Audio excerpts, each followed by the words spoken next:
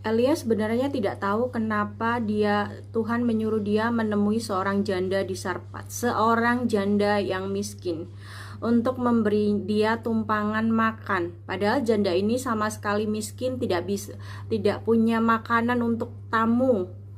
Dia hanya punya makanan hari itu juga untuk dirinya dan anaknya.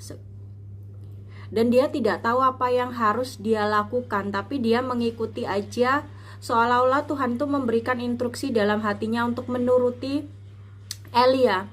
Dan apa yang terjadi? Melalui Elia, Tuhan memberkati janda di Sarpat ini untuk memberikan buli-buli tepung yang tidak pernah habis sampai pada waktu turunnya hujan. Itulah pertolongan Tuhan, itu tidak terduga, tapi dia Tuhan yang tepat waktu. Sebagaimana pertolongan Tuhan terhadap Lazarus. Lazarus waktu itu sudah mati, tapi Tuhan berkata bahwa kematiannya akan memberitakan kemuliaan Tuhan.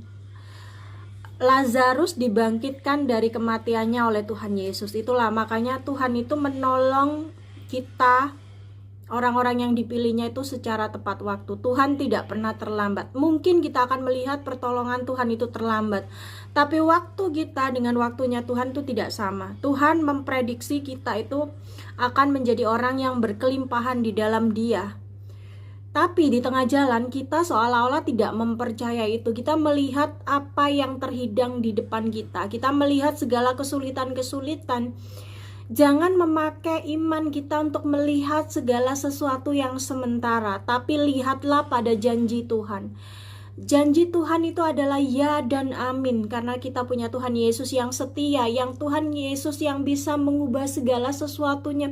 Mungkin kau tidak melihat jalan keluar dalam hidupmu pada hari ini, tapi ketahuilah Tuhan ada di depan. Tuhan pernah ada di akhir kehidupanmu, dan Tuhan pernah ada di masa lalumu. Tuhan tahu apa yang terbaik untuk kita.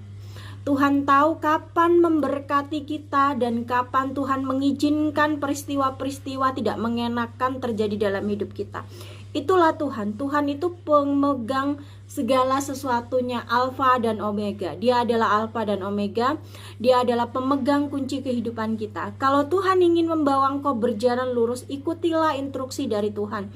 Karena Tuhan tidak mungkin akan mencelakakan kita. Tuhan justru menghindarkan kita dari orang-orang yang tidak baik, dari orang-orang yang mungkin ingin menjatuhkan kita. Kita tidak tahu apa isi hati seseorang, tapi Tuhan mampu menyelidiki hati seseorang. Makanya orang jahat dengan orang baik akan Tuhan pisahkan. Itulah rencana